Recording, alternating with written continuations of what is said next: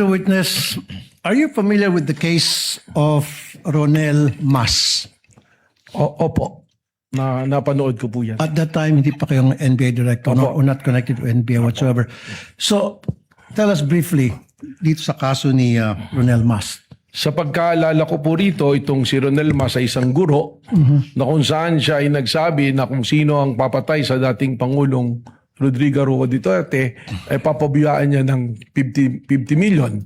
At sa pagkakaalala ko po, ang National Bureau of Investigation rin po ang tumugis at tumuli sa kanya, particularly po ang aming pong opisina sa Region 1. At siya po ay kinasuhan po ng pagbabanta at itinuring po na ang threat niya ay isang malaking threat po. Hindi lamang sa dating Pangulo, kundi po sa ating pong national security. In other words, pinalin siya ng case ng inciting to sedition. And he was arrested warrantless. It was a warrantless arrest, right? Tama po. Okay, so isang guro nagbanta sa dating Pangulo, agad-agad inaresto ng walang warrant. Now, itong yung VP Sara, si Vice President Sara Duterte, na nagbanta rin kay Pangulong Duterte at kay Pangulong Marcos. Anong difference ng dalawa?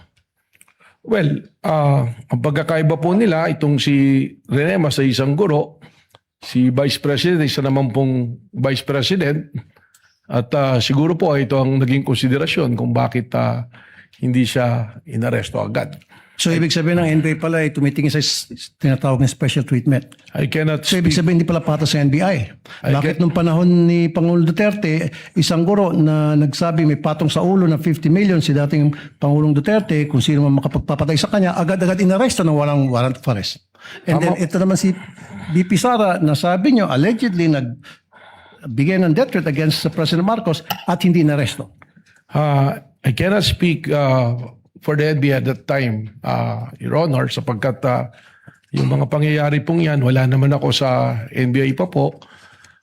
Subalit, ang ari ko pong ibahagi sa inyo, ipamarapatin po ninyo, ayun na nga pong aking pakikipagtalastasan sa aming pong mga foreign counterparts na akin din na pag-aralan at sinasabi nila na sa kanilang jurisdiction, kung merong isang pagbabanta na ginawa ng Vice Presidente, ay maaaring agad na ikulong at matanggal kaagad po sa pwesto. Pero again, respectfully, I cannot speak for the NBI noon po at saka yung pangyayari po noon po.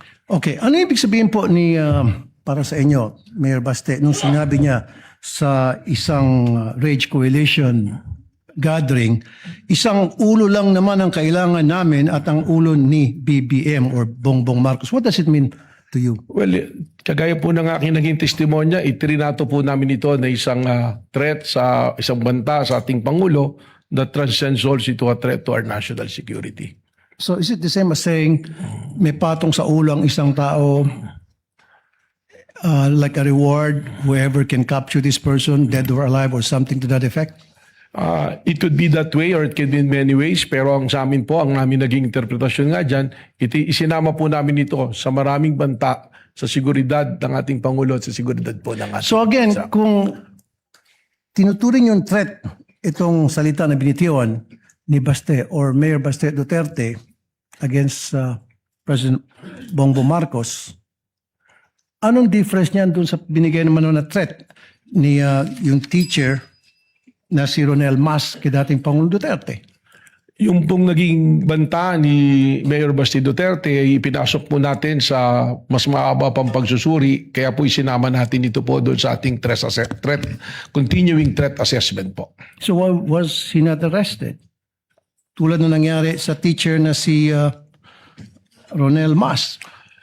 Ang warrantless arrest po kasi, kagaya na nangyari kay Ronel Mas dahil naging warrantless of arrest, siya po ay na-dismiss ang kaso.